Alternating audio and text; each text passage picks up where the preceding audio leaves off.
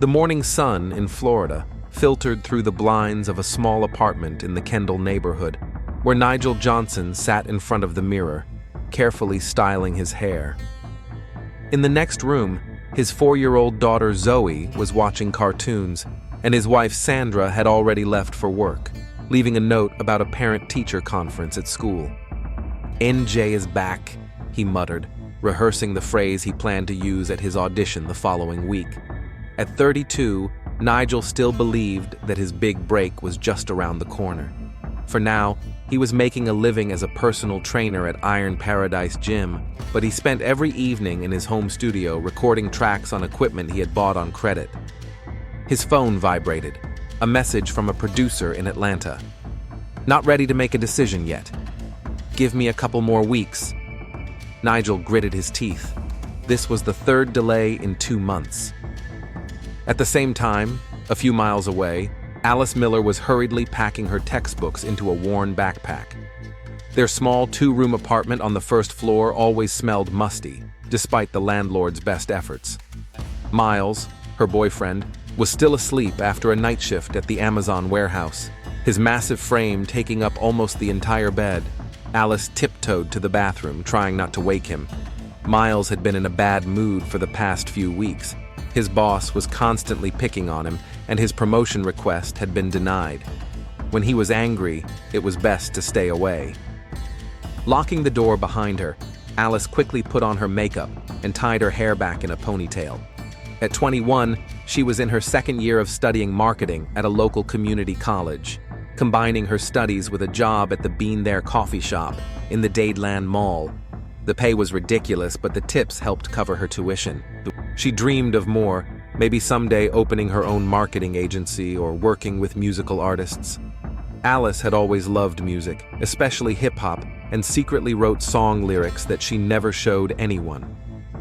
By 10 in the morning, Nigel was already at the gym, training a regular client, a middle-aged real estate agent who was trying to lose weight after his divorce. Nigel mechanically counted the repetitions, thinking about his music. He needed something new, something fresh, maybe a collaboration with a young artist or a new approach to lyrics. After the workout, he decided to stop by the mall to buy new headphones. His old ones were starting to malfunction, and he needed perfect sound quality for studio work.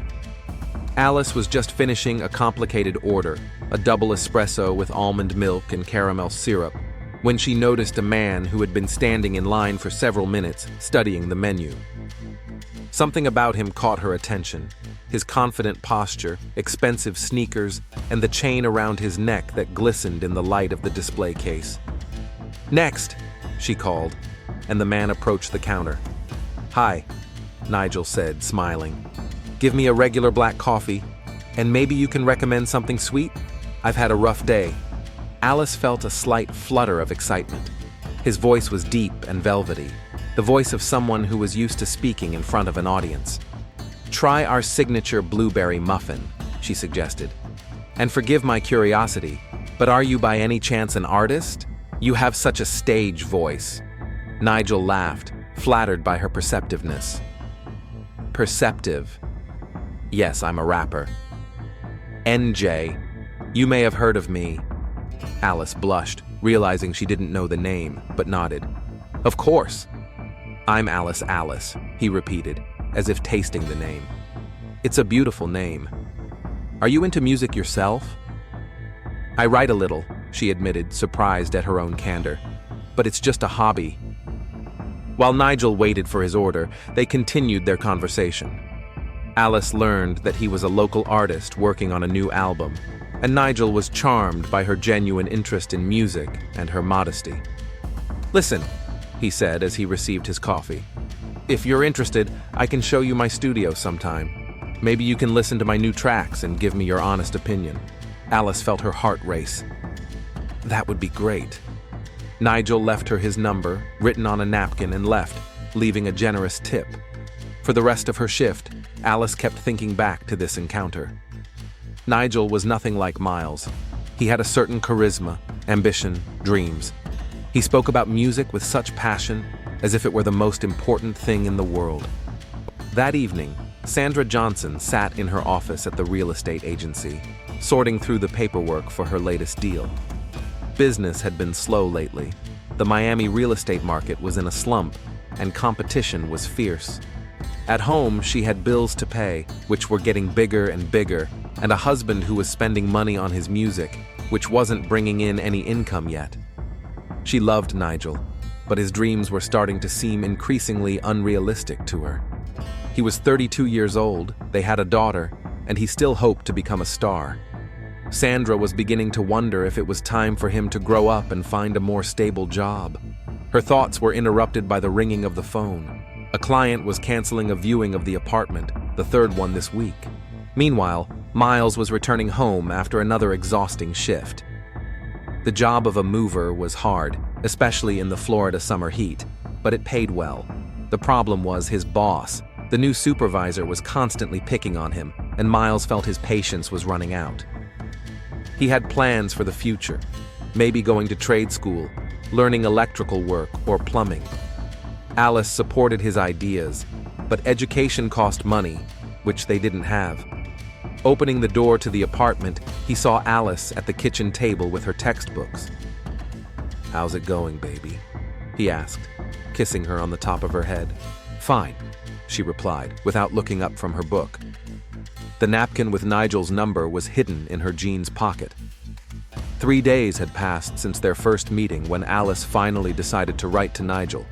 She stood in front of the bathroom mirror for a long time, holding the crumpled napkin with his number in her hands. Miles was at work, and the apartment was unusually quiet. "Hi, this is Alice from the coffee shop. Did you offer to let me listen to your music?" She typed and immediately deleted the message. Too direct. She tried again. "Hi, it's Alice. How's the new album coming along?" She sent it without giving herself time to change her mind. The reply came 5 minutes later. "Hi, gorgeous. I thought you'd forgotten about me. The album's not coming along very well. I need a fresh perspective. Are you free tonight?" Alice felt a familiar flutter in her stomach. She lied to Miles, saying she was staying after class in the library to study for exams, and at 7 o'clock, she was standing outside a small house in Westchester, where Nigel rented a room as a studio. "Welcome to my temple of creativity," he said, opening the door. The studio was modest. A microphone, a computer, acoustic panels on the walls, and a sofa that had seen better days. But to Alice, this place breathed real music. Nigel played one of his new tracks, a slow, melodic composition about city life, dreams, and disappointments. His voice flowed from the speakers, sincere and soulful. "That's amazing," Alice said when the song ended. "You really have talent." "Thanks. You know, most people don't understand. My wife thinks I'm wasting my time. She says it's time for me to grow up." There was bitterness in his voice. Alice sat down on the sofa next to him. "Don't listen to them. If you don't follow your dream, who will?" Nigel looked at her gratefully. At that moment, something more than just sympathy arose between them. He told her about his plans, about a producer from Atlanta, about how difficult it was to balance family and creativity. Alice shared her poems, which she had never shown to anyone. "You have a real gift," Nigel said after reading a few lines. "Maybe we could work on something together?" They talked late into the night. When Alice finally returned home, Miles was already asleep. She lay down next to him, but sleep did not come. Melodies and images from the studio swirled in her head. The next day, Nigel arrived at the gym in high spirits. Meeting Alice had energized him in a way he hadn't felt in months. Even his clients noticed the change. "You seem particularly motivated today," remarked Maria, a lawyer who had been training with him for 6 months. "Just in a good mood," Nigel replied, but his thoughts were elsewhere. During his lunch break, he wrote to Alice, "I can't stop thinking about our songs. Maybe we could meet again?" The reply came quickly, "Me too. But be careful. I finish work early today." They began to meet regularly, first in the studio, then in small cafes far from home, where no one knew them. Alice learned to work with music programs, and Nigel helped her turn her poems into songs. But their relationship quickly went beyond purely creative collaboration. Their first kiss happened during their fourth meeting. They were sitting in Nigel's car by the lake in the park, discussing the lyrics of a new song, when the silence between them became too tense to ignore. "We shouldn't," Alice whispered, but she didn't pull away. "I know," Nigel replied, but his hand was already resting on her cheek. After that, their meetings became even more secretive and intense. They wrote to each other every day using encrypted apps. Nigel bought a separate phone to communicate with her. Alice lied to the college that she was taking extra courses to explain her frequent absences, but secrets have a way of leaking out. Miles was the first to notice the changes in Alice's behavior. She became distracted, smiled often for no reason, and spent more time on her phone. When he tried to hug her, she seemed distant, as if her mind was somewhere else. "Are you okay, baby?" he asked one Friday when Alice once again referred to the need for extra classes. "Sure, just a lot of studying. Exams are coming up," she replied, avoiding his gaze. Miles had known Alice for 3 years. He had seen how she behaved when she was stressed from studying, and this was something else. She had developed a new energy, a secretiveness. She began to dress better and spend more time in front of the mirror. At work, his tension was growing. The new supervisor, Thomas Reynolds, a former military man, ran the warehouse like a barracks. He nitpicked every little thing and threatened to cut bonuses if the team didn't meet their quotas. "Clark, your boxes are packed haphazardly," Reynolds shouted as he walked past Miles's workstation. "They're packed according to standard," Miles replied, feeling his blood boil. "Don't argue with me, kid." "Redo them." Miles clenched his fists but said nothing. He needed this job. Alice was waiting for him at home, counting on him. But his anger was building up like steam in a boiler. Sandra also began to notice changes in Nigel. He started staying late at work, going to the studio more often, and spending less time with his family. When she tried to discuss their financial problems or plans for the future with him, he responded with monosyllables or avoided the conversation. "Nigel, we need to talk about the loan for the studio equipment," she said one Sunday while their daughter was playing in her room. "Not now, Sandra. I have an important project. Always an important project. When are you going to take care of our family?" "I'm making money. At the gym, at training sessions, pennies, and you spent $2,000 on equipment that we didn't have." Nigel got up from the table. "I can't take this anymore. You don't support me. You just criticize me. I just want stability for our daughter." He left, slamming the door behind him. Sandra was left alone at the kitchen table, feeling their marriage crumble to pieces. That same evening, Nigel met with Alice at the studio. She saw that he was upset and didn't ask any questions. She just hugged him, and they stood there in silence for a long time. "Sometimes I feel like you're the only one who understands me," he said. "I understand," Alice replied, and at that moment, they both knew that their relationship had passed the point of no return. The following week, Alice made a mistake. In her rush to meet Nigel, she forgot her second phone at home. Miles found it under the bed while looking for socks. The phone was locked, but a notification appeared on the screen. "NJ. Waiting for you, my muse." Miles stared at the screen for a long time, feeling the world collapse around him. NJAY. He knew this rapper, had seen him perform at local clubs. A married guy, 10 years older than Alice. That evening, when Alice came home, Miles was sitting at the kitchen table with the phone in his hands. "Can you explain this?" he asked quietly, but there was a threat in his voice. Alice turned pale. "Miles, I can explain everything." "Explain. And you better tell the truth. We're just working on music. He helps me with the lyrics. Don't lie to me, my muse." "What the hell, Alice?" Miles stood up, and Alice instinctively backed away. She had seen his anger before. Broken plates, holes in the walls, though he had never raised a hand to her. "It's not what you think," she said, but her voice was shaking. "Then open your phone. Show me your messages." Alice knew she couldn't do that. Their correspondence was too candid, too intimate. "I don't have to answer to you." "You don't?" Miles took a step toward her. "We've been living together for 3 years. I was planning to propose to you." Those words hit Alice like a blow. Propose? They had never talked about it. Miles. "Forget it. I get it." He threw the phone on the sofa. "How long has this been going on?" Alice was silent, and that was her answer. "Get out," he said quietly. "What?" "Get out of my house." "Today. Miles, please, let's talk."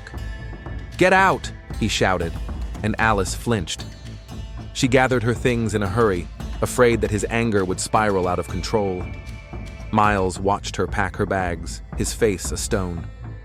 At the door, she turned around. "Miles, I'm sorry. Save that for your wrapper," he said, not looking at her. Alice walked out into the night, not knowing where to go. She didn't have money for a hotel, and her parents lived in another state.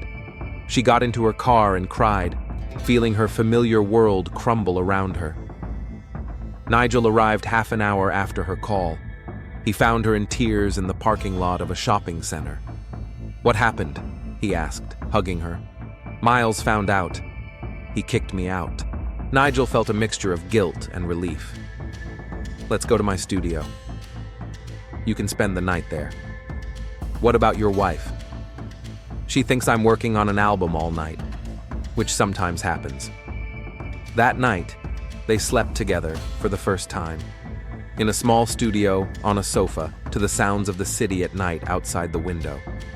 Alice felt lost and vulnerable, and Nigel was gentler with her than ever before. "What happens now?" she asked in the morning. "I don't know," Nigel replied honestly, "but we'll figure something out." The morning after the night in the studio began for Alice with a painful realization of reality. She woke up on an unfamiliar sofa, covered with Nigel's jacket, who was already sitting at the computer with a cup of coffee. It was drizzling outside, a rare occurrence in Miami, even in winter. "Good morning," Nigel said without turning around. There was tension in his voice. "Hi." Alice sat up, smoothing her tousled hair. "You haven't been sleeping?" "I've been thinking." He finally turned to her. "Alice, I need to go home. Sandra called all night. I told her the phone was on silent." Reality hit her hard. Of course, he had a family waiting for him at home. And now she had nothing. No home, no relationship, no stability. "What am I going to do?" she asked, feeling tears welling up. Nigel came over and hugged her. "We'll find you a temporary place to stay. I have a friend who rents rooms cheaply. In the meantime, you can stay here when I'm not here." Alice nodded, but she knew that this was not a solution. It was just a postponement of the inevitable conversation about what would happen next in their relationship. After Nigel left, she was alone in the studio, surrounded by his musical equipment and the scent of his cologne. The reality of the situation began to sink in. She had ruined her relationship with Miles for a married man who could offer her nothing but secret meetings. Meanwhile, Miles had not slept all night. After Alice left, he methodically destroyed all traces of her presence in the apartment. Photos, cosmetics, clothes she had left behind. Each item brought a new wave of pain and rage. By morning, the apartment was spotless, but the pain remained. Miles sat at the kitchen table with a can of beer, even though it was only 7 in the morning.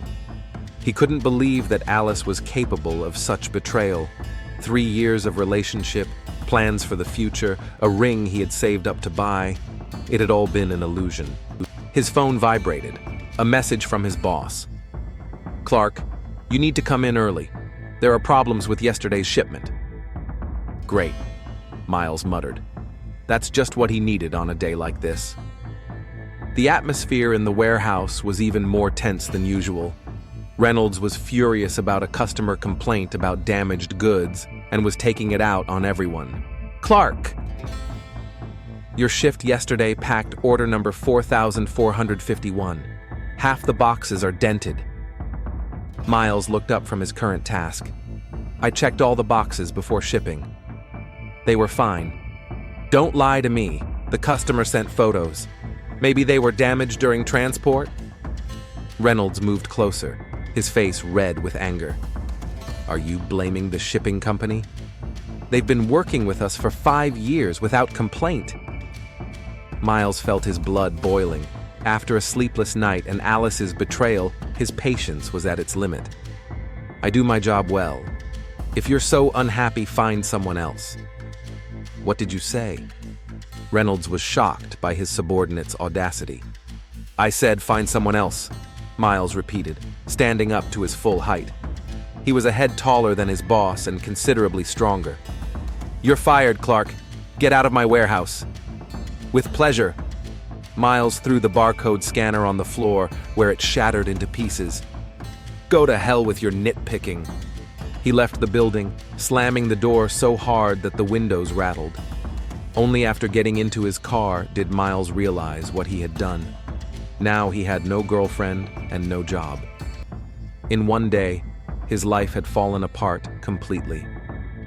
Meanwhile, Sandra was trying to make sense of her husband's strange behavior. Nigel had come home around 9 in the morning, claiming that he had fallen asleep in his studio while working. But he smelled of women's perfume, barely noticeable, but Sandra was a real estate agent and was used to noticing details. How was your night? She asked, pouring him coffee. Productive. I recorded 2 new tracks, Nigel replied, avoiding her gaze. Interesting. Why didn't you answer your calls? My phone was on silent. You know how I get when I'm focused on work. Sandra nodded, but something about his behavior was alarming. Nigel was too nervous, trying too hard to seem natural. After he left for the gym, she decided to do a little investigating. First, she checked his bank statements, no strange expenses. Then she looked at the browser history on his computer, but there was only music-related information there. Sandra knew the password for his main phone, but when she tried to unlock it, the code didn't work. Nigel had changed his password, even though they had never hidden their phones from each other before. Her concern grew. At the real estate agency, she had seen many divorces that began with just such small changes in behavior. During her lunch break, Sandra decided to stop by Nigel's gym on the pretext that she was nearby for work. She found him training with a young woman she didn't recognize. Hi, honey, she said as she approached them. Nigel was clearly surprised to see her. Sandra, what are you doing here? I was showing a house nearby and decided to stop by. She smiled at the client. I'm Nigel's wife. Maria Gonzalez, the woman introduced herself. Your husband is an excellent trainer. Yes, he's a jack of all trades, Sandra said, looking at Nigel searchingly. After a short conversation, she left, but her suspicions remained. Nigel was too tense, trying too hard to show that everything was fine. Alice spent the day in the studio, trying to organize her thoughts. She called work and lied about being sick, not ready to explain her situation to her colleagues. Then she contacted her friend Jessica, the only one she could trust with the truth. Are you crazy? Jessica exclaimed when Alice told her what had happened. He's married. He has a child. I know how it sounds, but there's something special between us. Alice, wake up. You ruined your relationship with Miles for a man who will never leave his family. You don't understand. Nigel is unhappy in his marriage. He said that he and his wife have been living like roommates for a long time. Of course he said that. All married men say that. The conversation with her friend only intensified Alice's inner conflict. Deep down, she knew Jessica was right, but her feelings for Nigel were too strong to simply dismiss. That evening, Nigel came to the studio looking agitated. We have a problem. Sandra suspects something. She showed up at the gym unexpectedly today. What are we going to do? Alice asked. We need to be more careful. Maybe we should take a break. A break? Alice felt panic rising. Nigel, I lost everything for you. I know, baby, but if Sandra proves anything, I could lose my daughter. Alice realized she was trapped. She couldn't go back to Miles. She couldn't live openly with Nigel, and she had no means of supporting herself without a job. Okay, she said quietly. I'll find a room to rent, and we'll see each other less often. Nigel hugged her, feeling guilty for putting her in this situation. The next day, Miles woke up with a hangover and a sharp sense of loss. The reality of unemployment was beginning to sink in. Without a job, he wouldn't be able to pay for his apartment for long. But worst of all was the emptiness where Alice used to be. He tried to find a new job, but Reynolds's letter of recommendation was disastrous. Aggressive behavior, confrontational, damage to company property. After such a description, no self-respecting company would hire him. By evening, after spending the whole day searching unsuccessfully, Miles decided to stop by the Lucky Strike bar, where local musicians often performed. He needed a drink to forget his troubles. He ordered a whiskey and sat in the corner of the room when a familiar silhouette appeared on stage. It was NJ himself, with his smug look and gold chain around his neck. "Good evening, Miami," Nigel shouted into the microphone. "Today I have a special track for you. It's about love that changes everything." Miles gritted his teeth as he listened to his ex-girlfriend become the muse for songs like this. Every word was like a stab in the heart. After the performance, Nigel was coming down from the stage when someone called out, "Hey, NJ!" He turned around and saw a large man with a grim face walking toward him. "Do we know each other?" Nigel asked, but something in the stranger's eyes made him wary. "I'm Miles, Alice's boyfriend." Or rather, ex-boyfriend Nigel felt a chill run down his spine. "Listen, buddy." "Don't call me buddy," Miles interrupted. "You ruined my life." "I don't know what you're talking about." "Don't lie." Alice told me everything. Nigel looked around, searching for a way to retreat. The bar was fairly crowded, but most people were too drunk to intervene in the conflict. "Miles, let's settle this civilly." "Civilly?" Miles laughed, but the laughter sounded sinister. "You stole my girlfriend and now you want to talk civilly?" "I didn't steal anyone. People make their own choices." "Choices?" Miles took a step closer. "She was with me for 3 years. We were planning to get married." Nigel backed away, but bumped into a table. "Look, I understand you're upset." "Upset?" Miles grabbed him by the shirt. "I lost my job because of the stress you caused. Now I have no girlfriend, no job, no future." "Let me go," Nigel said, trying to break free. "Or what? Call security?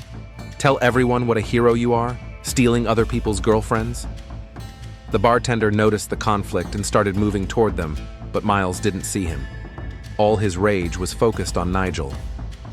"You think you can just take someone else's life and get away with it?" he hissed. "Miles, stop it! You're drunk!" "I'm perfectly sober." Miles let go of him but didn't back down. "Remember this, NJ. This isn't over. You'll pay for this." He walked away, leaving Nigel shaking with fear and adrenaline. The bartender approached the rapper. "Are you okay? Do you want me to call the cops?" "No, I'm fine," Nigel replied, but his voice was shaking. He immediately texted Alice. "We need to meet. Urgently." Meanwhile, Sandra decided to take more decisive action. She hired a private investigator, an old family friend who specialized in family matters. If Nigel was cheating on her, she needed to know the truth in order to protect her interests and those of her daughter. "Give me a week," said Detective Frank Morgan. "If there's anything, I'll find it." Sandra nodded, feeling a mixture of fear and determination. Her world might collapse, but she would be ready for it. That same night, Alice met Nigel at their usual spot, the park by the lake. He told her about his meeting with Miles, and she turned pale. "Did he threaten you?"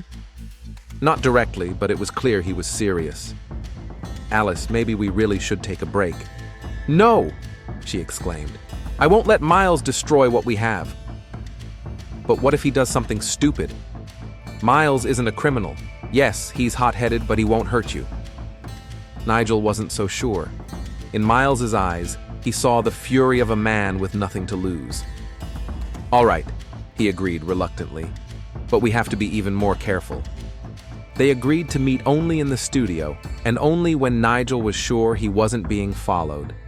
But neither of them knew that Detective Morgan had already begun his work, and that Miles, in his empty apartment, was making plans for revenge that grew darker with each sleepless night. The situation was reaching a boiling point, and all the participants in this drama were moving toward the point of no return, unaware of how close tragedy was. Tuesday, March 14th, began as a normal day. Alice finally found a room to rent in the home of an elderly Latina woman, Mrs. Rodriguez, in the Hialeah neighborhood, a small space for $300 a month, but with a separate entrance. This gave her and Nigel more opportunities to meet. That day, they had a date at 7 in the evening. Nigel told Sandra that he would be staying late at the studio, working on an important project for a producer from Atlanta. It was a familiar lie that came more and more easily to him. Alice finished her shift at the coffee shop at 6 and went home to change. Mrs. Rodriguez was at church, as she was every Tuesday, so the house was empty. Alice took a shower, put on a new dress she had bought with her last money, and waited. Nigel arrived at 7 sharp, punctual as always. They hugged at the door, and Alice could feel that he was tense. "Is everything okay?" she asked, leading him into the room. "Morgan has been hanging around the house." Sandra clearly knows something.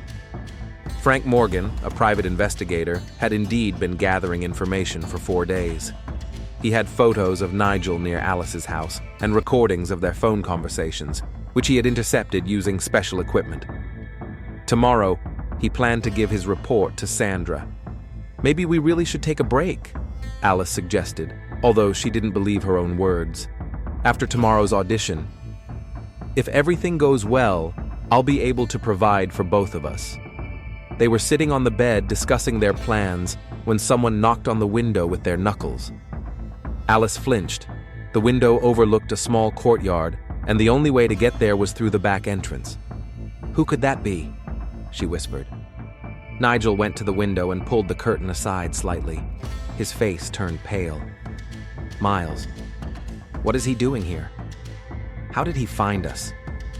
"I don't know, but we need to call the police." Alice grabbed the phone, but the knocking resumed, more insistent. "Alice, I know you're in there!" Miles' muffled voice came through. "We need to talk." "Go away, Miles," she shouted. "There's nothing to discuss. Open the door, or I'll break it down." Nigel took Alice's hand. "Where's the exit?" "Only through the front door." The sound of breaking glass made them both jump. Miles had broken the window with a brick and was already reaching inside, trying to open the latch. "Call 911!" Nigel shouted, moving toward the door. But it was too late. Miles had already entered the room through the window, glass shards crunching under his boots. In his hand was a gun, an old revolver he had bought for self-defense a year ago. "Miles, put the gun down!" Alice shouted. "Are you crazy? Crazy?" Miles laughed, but it was a hysterical laugh. "I lost my job, my house, my girlfriend, all because of that bastard."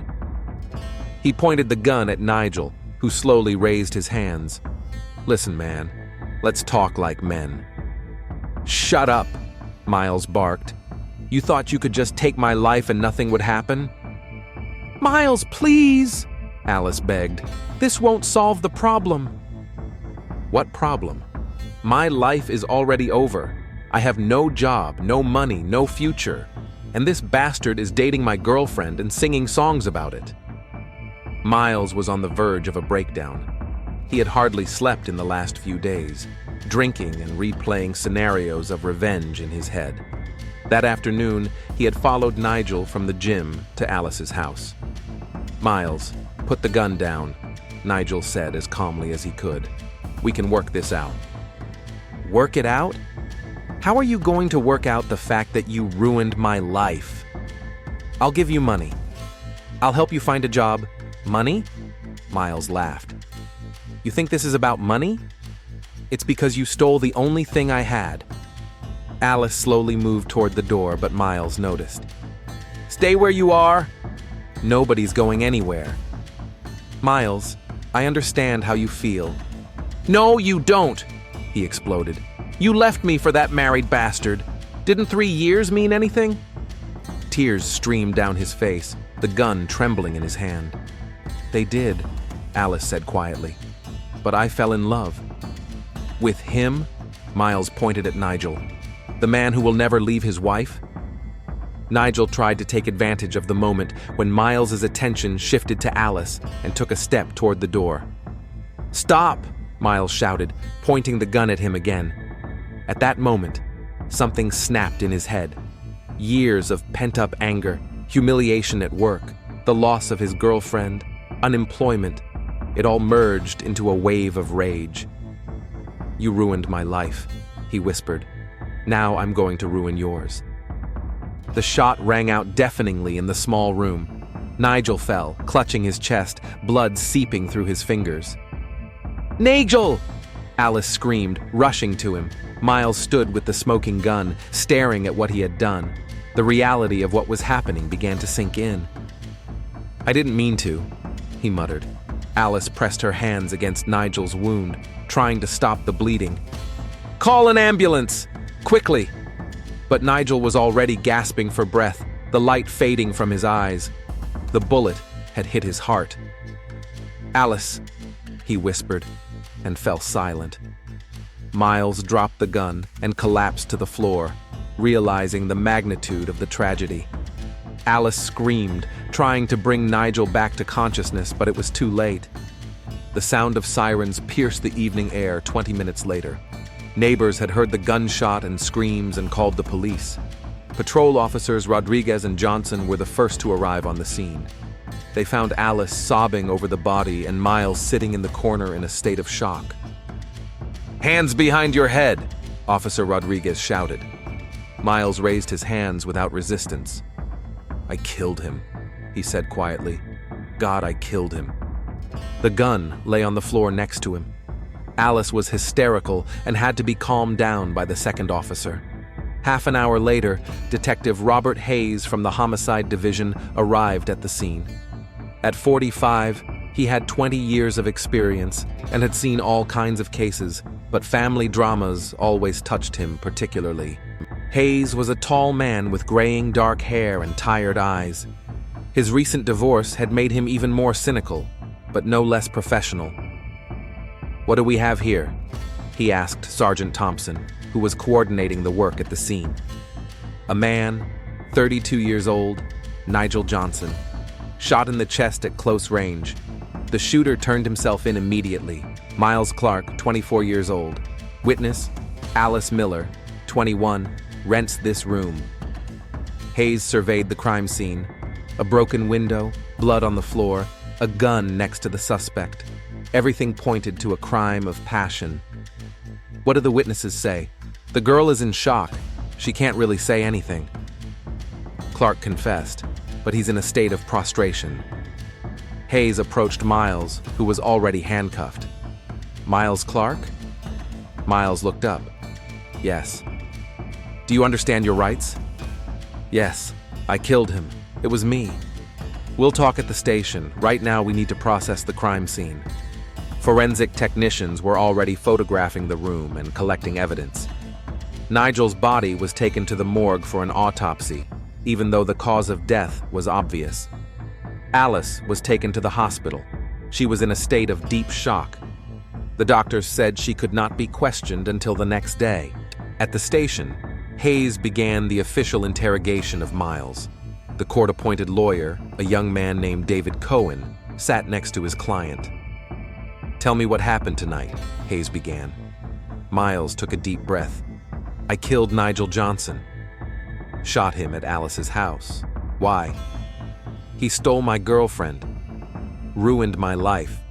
Hayes took notes. "How long have you known about their relationship?" "A few weeks. I found her second phone with his messages on it." "Did you threaten Mr. Johnson before?" The lawyer wanted to intervene, but Miles nodded. "Yes. I ran into him at a bar a few days ago. I told him he'd pay for everything.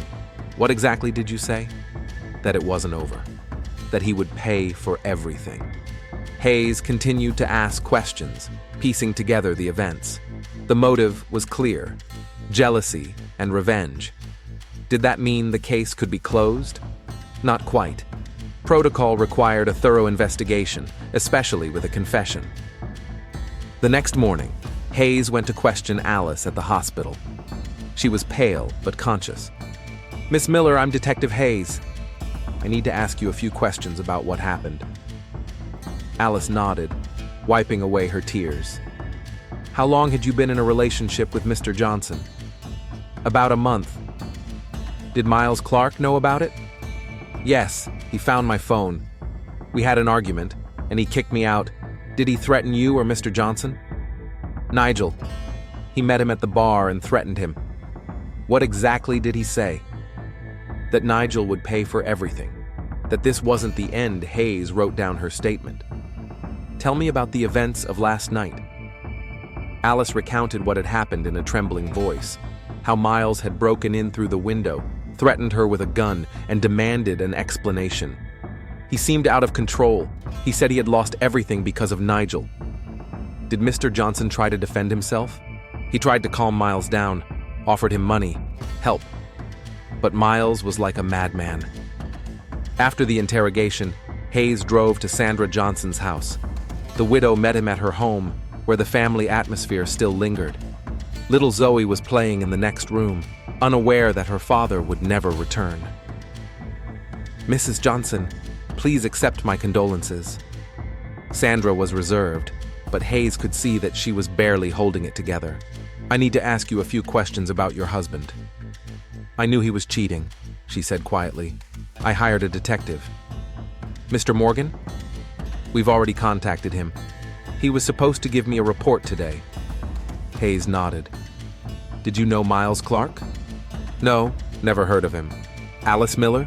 "No, never." Sandra told him about the changes in her husband's behavior over the past few weeks, about his false explanations for coming home late. "I knew something was going on, but I thought we could work it out." "I never imagined it would end so badly." Detective Morgan handed Hayes his file, photos, notes, documents confirming Nigel and Alice's affair. The picture was complete. By the end of the day, Hayes had all the necessary testimony and evidence. Miles Clark had killed Nigel Johnson in a fit of jealousy. He had the motive, the opportunity, and the confession. The weapon belonged to him and had his fingerprints on it. But something bothered the experienced detective. Was it just a crime of passion, or was there a deeper story here? On the morning of March 16th, Detective Hayes sat in his office studying the case files.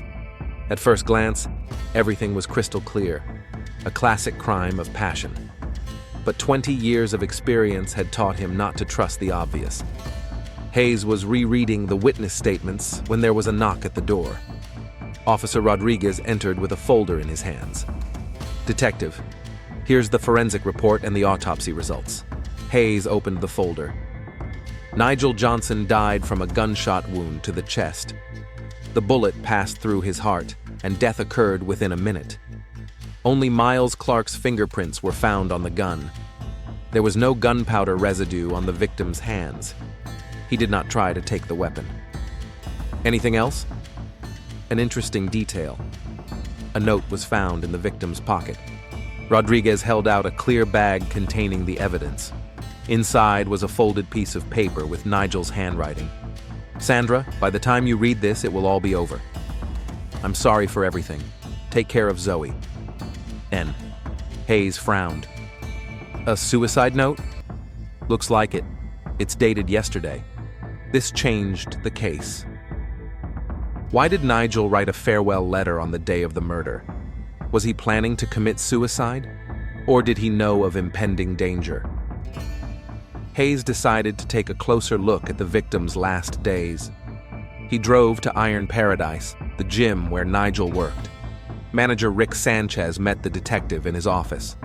Nigel was a good trainer. The clients loved him. How had he been acting lately? "It's strange that you ask. He had been somewhat nervous for the past 2 weeks. He was often distracted and received calls that clearly bothered him. What kind of calls? I'm not sure, but once I heard him say, "I told you I'd pay next month." I thought he was having money problems. Hayes wrote down this information. Financial problems could explain the note, but not the murder. The next stop was the studio Nigel rented. The owner, an elderly Cuban man named Manuel Perez, turned out to be talkative. "Nigel rented a room from me for 2 years. He always paid on time until the problem started." "What problems?" "He was 3 months behind on his rent. I was about to evict him, but he asked for more time." "How much did he owe?" $1,800. Hayes looked around the studio. Expensive equipment that was worth much more than the debt. Why didn't Nigel sell it to pay off the debt? There were documents on the table, a contract with a producer from Atlanta. Hayes read the terms and whistled. The contract had been canceled 2 weeks ago due to unsatisfactory quality of material. Nigel's dream of a music career collapsed just when he needed it most. Back at the station, Hayes called the bank where Nigel had an account. The information was even more alarming. The Johnson family was on the verge of bankruptcy. Their credit cards were maxed out, their mortgage was 2 months overdue, and there was less than $100 left in their account. Hayes realized he had underestimated the depth of Nigel's crisis, but that still didn't explain the suicide note. He decided to talk to Sandra Johnson again. This time, she was more open, the shock of her husband's death having subsided somewhat. "Mrs. Johnson, your husband left a note.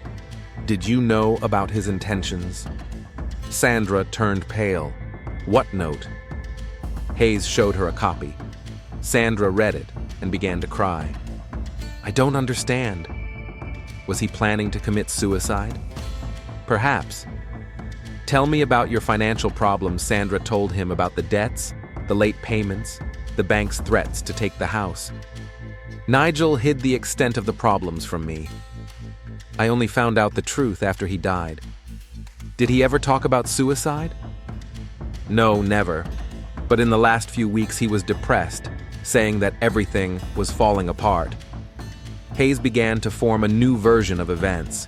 Perhaps Nigel really did plan to kill himself because all his plans had fallen through.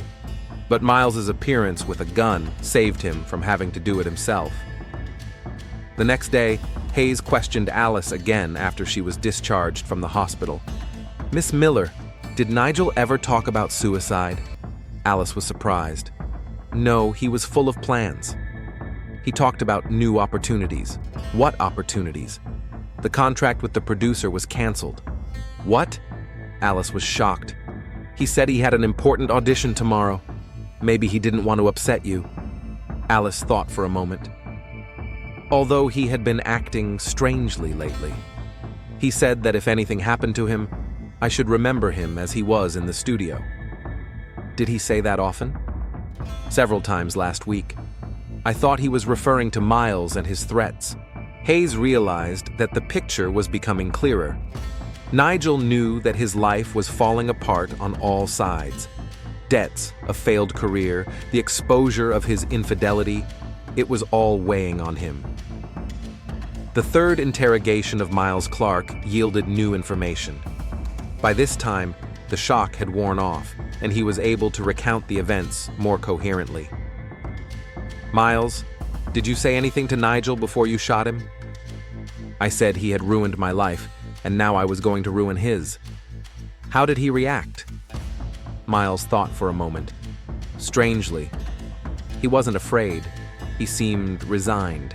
He said, "I guess it was meant to be." "Did he beg for mercy?" "No. Even when I pointed the gun at him, he just closed his eyes and said, 'Do what you have to do.'" This confirmed Hayes' suspicions. Nigel didn't fight for his life because he didn't want to live. But the most important discovery awaited the detective in the office of private investigator Frank Morgan. "Detective, I have some information that may interest you." Morgan showed him Nigel's phone records for the past week. He called several life insurance companies to clarify the terms of payment. "When?"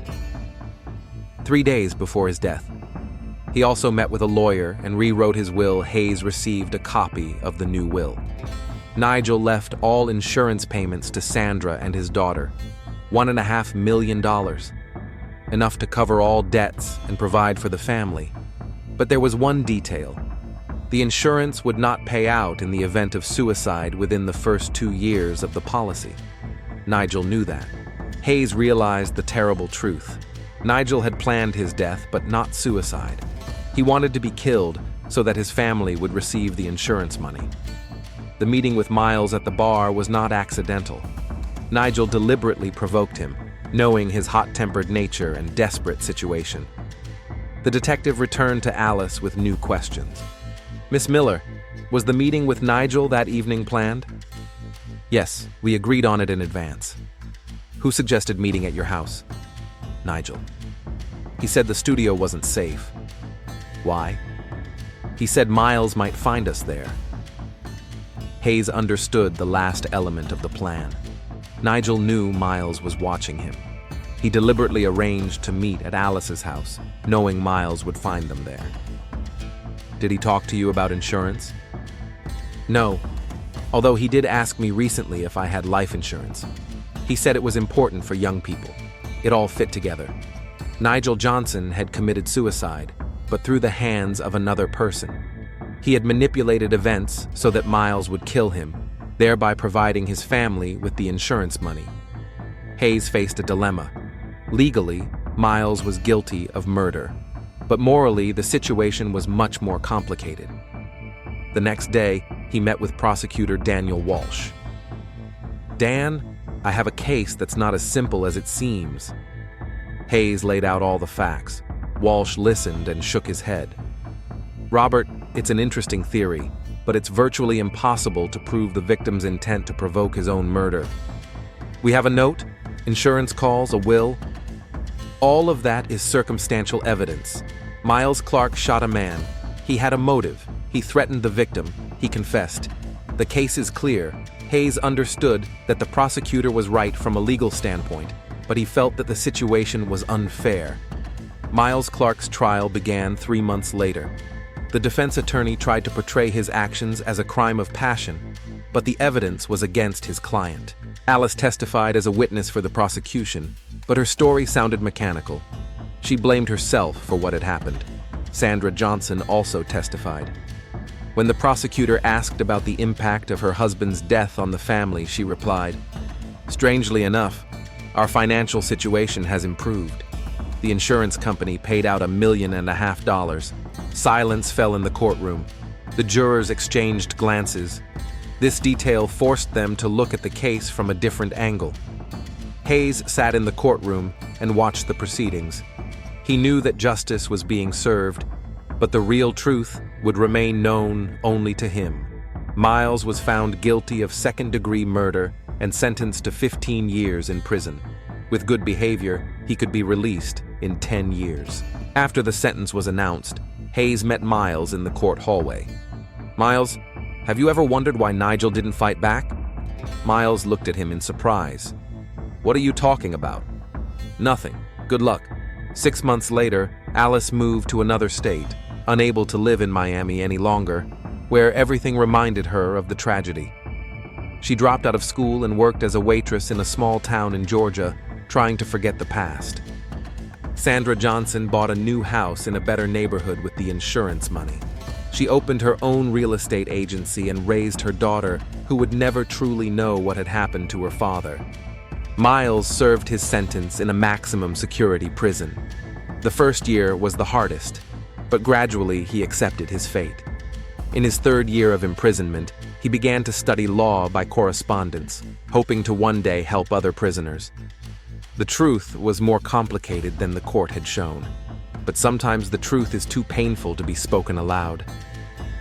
The story is over, but its echoes will haunt everyone involved for the rest of their lives. Each of them paid the price for the passion, lies, and despair that led to the tragedy of that fateful night in March.